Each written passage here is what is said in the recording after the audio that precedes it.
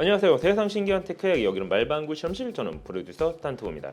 금일 새벽 2시 드디어 애플의 맥북 프로가 공개됐습니다. 인텔과 결별 후 하나의 원칩인 M1 프로세서를 탑재한 맥북 에어가 나온 지 거의 1년이 되는 10월 19일 애플은 M1의 상위 모델인 M1 프로와 M1 맥스가 탑재된 맥북 프로를 드디어 선보였습니다. 참고로 제가 지금 사용 중인 맥북 프로는 인텔 프로세서를 마지막으로 사용한 모델인데요.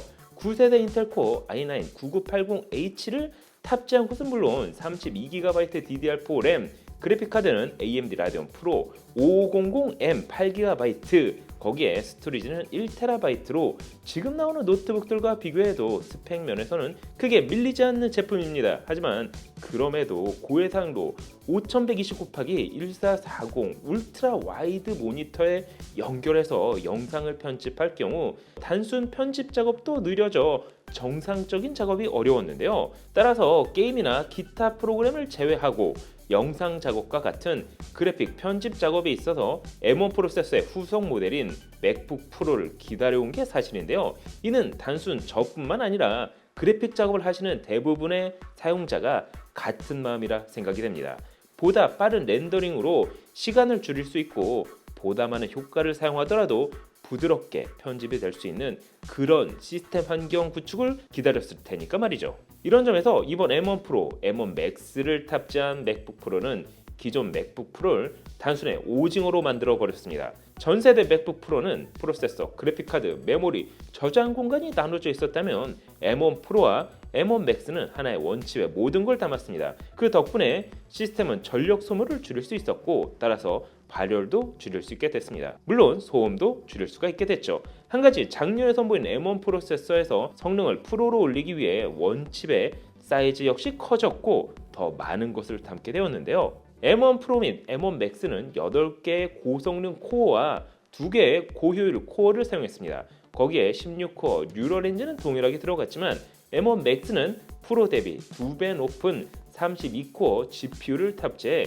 그래픽 처리 성능을 향상시켰습니다. 또한 M1 프로는 최대 32GB 통합 메모리를 사용할 수 있지만 M1 맥스는 최대 64GB로 통합 메모리의 허용치를 2배로 높였습니다. 물론 옵션 사양이라 가격은 그만큼 더 높아집니다. 메모리 대역폭 역시 M1 프로는 200GB/s, M1 맥스는 400GB/s로 2배 더 높아졌는데요. 애플의 발표 내용을 토대로 성능을 비교해보면 지금 제가 사용 중인 i9 맥북 프로 대비 CPU의 성능은 약 2.1배나 높아졌습니다. GPU의 렌더리 성능은 M1 프로는 1.7배, M1 맥스는 2.9배나 더 높아졌는데요. 이를 기반으로 보면 GPU의 사용량이 많은 영상 작업을 주로 하는 사용자라면 약 3배나 가까운 렌더링 성능을 보여주는 M1 맥스로 가는 게 좋겠죠. 하지만 CPU 점유율이 높은 프로그램을 사용하는 사용자라면 본인이 사용할 환경에 맞춰 가격 부담을 줄이는 게 베스트라 할 수가 있습니다.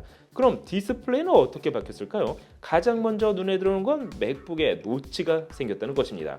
아이폰의 노치도 눈에 가시처럼 느껴졌는데 맥북 프로의 노치라니. 하지만 그만큼 카메라 성능이 향상됐다고 보시면 될 것 같은데요. 코로나19 이후 노트북의 전면 카메라 활용도는 생각보다 높아졌습니다.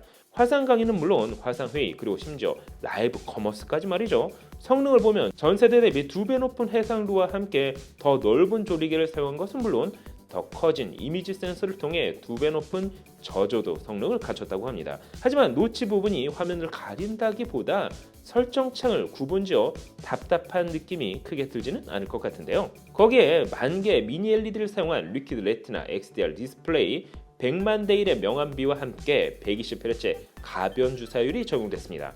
평균 밝기는 1000니트, 최대 피크 밝기는 1600니트로 역시나 맥북 프로다운 디스플레이를 선보였는데요. 특히 4mm의 얇은 두께는 정말 매력적으로 다가왔지만 얇아진 만큼 더 조심히 다뤄야 한다는 것도 참고해 주셔야 하겠죠. 키보드에 있어서도 큰 변화가 있었습니다. 지난 세대에서는 터치바를 적용했다면 M1 프로세서를 사용하는 맥북 프로에서는 터치바를 없애고 모두 물리적 키로 전환했습니다. 특히 애플 발표에 의하면 기계식 키보드 키감을 갖췄다고 하는데요. 이는 직접 구매 후 체감을 해봐야 알 수 있겠죠. 거기에 맥북 액세서리 업체들이 싫어할 만한 변화도 있었습니다. 드디어 맥북 프로의 USB-C 타입 포트 외에도 풀사이즈 HDMI 포트와 SDXC 메모리 카드 슬롯을 추가했습니다. 또한 맥스 F3로 충전 단자가 다시 돌아왔는데요. 충전을 위해 C타입 포트 하나를 희생할 필요가 없다는 이야기입니다.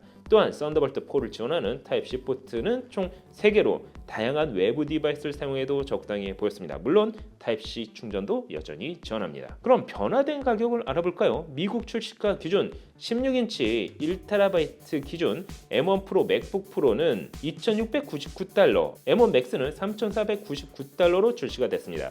하지만 국내 출시가는 M1 프로 모델이 363만원, M1 맥스 모델은 471만원으로 관세를 포함하더라도 더 높은 가격이 아닌가 생각이 되는데요. 여기에 M1 맥스 모델의 통합 메모리를 64GB로 올리면 가격은 무려 525만원으로 더 올라갑니다.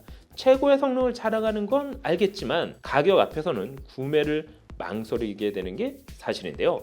하지만 영상 작업을 업으로 하는 사용자라면 카드 무한 할부를 사용하더라도 구매를 해야 되는 제품임은 토를 달기 어려워 보입니다.